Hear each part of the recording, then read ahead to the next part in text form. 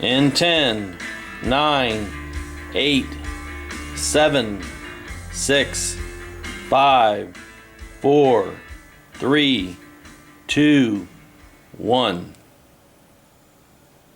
Hello and welcome to the Chantel and Michael Show, the Tough Topic Specialist. Hi, I'm Michael Alfieri.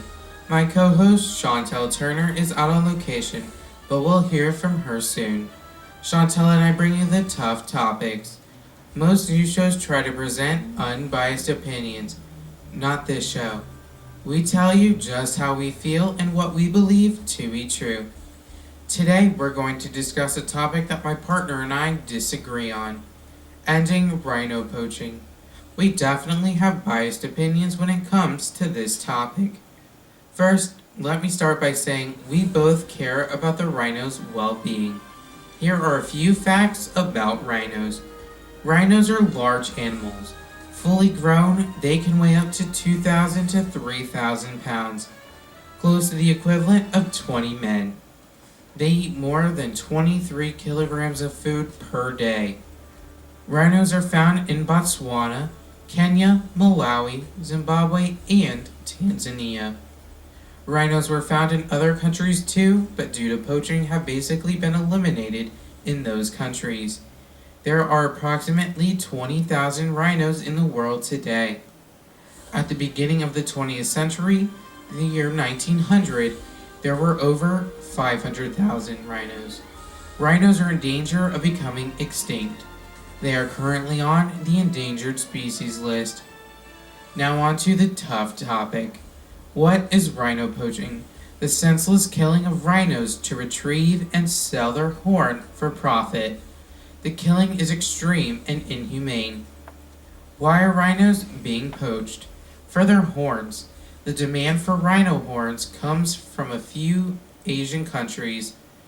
In these countries, the horn is used as an ingredient in traditional medicines.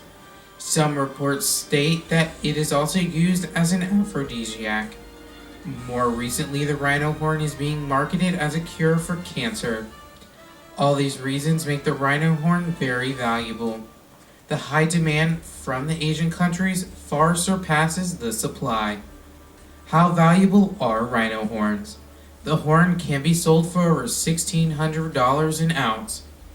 At these prices, poachers can afford the latest technology and weapons to be used in hunting, killing, and selling the horns. My co-host and I have different opinions on how to eliminate or at least reduce the problem of rhino poaching. I believe that the ban on the rhino horn trade should be lifted and that rhino farmers should be given incentives to raise the rhino for their horns. Rhino horns can be removed safely. Much like sheep's wool, here's a brief video from a Nature's Cast interview of John Hume. John Hume is the owner of the largest rhino farm in the world. Listen to his story.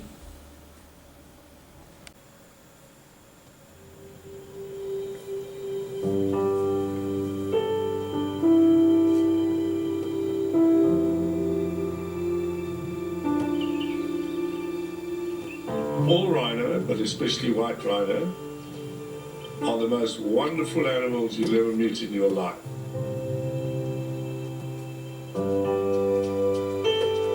I think it always was controversial from a point of view of because you dehorn rhino. I dehorned rhino first of all to save my rhinos' lives. I'm the first rhino person in Mpumalanga in 2006, and we immediately dehorned all the rhino. And then for 2 or 3 years we had no poaching. Then it crept in again, and I think the problem then was that people began to realize when you dehorn a rhino, it's rather like your nail. You cut off the dead part, but the live part is still there.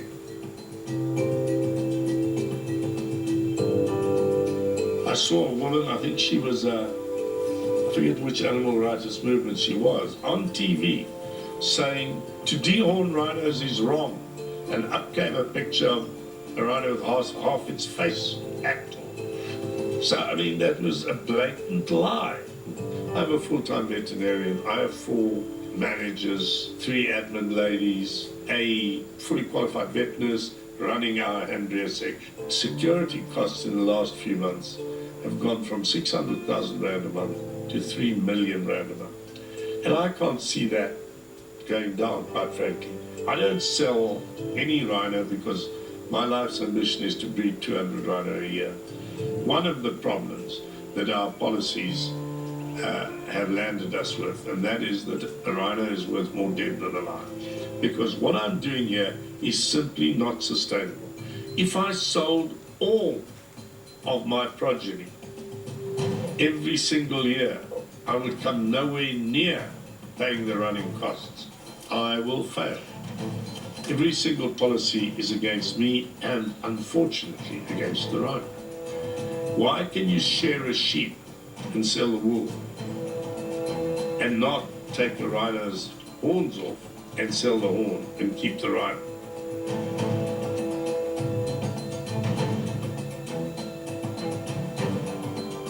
If I'm able to sell my sustainable product, I will keep the poachers away. If I can't, I will fail to keep them away.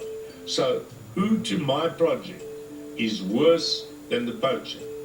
The person who's keeping my money away to pay for my project. And that person is the anti-legal trader. The anti-legal trader because he does not want me to trade my horn legally. So therefore, if he's an anti-legal trader, by implication, surely he must be a pro-illegal trader. Because if he's anti-legal, he must be pro-illegal. And therefore, he's not only on the side of the poacher, but he's keeping the money away from me to protect my rhino. So he therefore must be worse than the poacher for my product. And my project will be killed by him more than the poacher. So the anti-legal trader is more of an enemy to my rhinos than the actual poacher.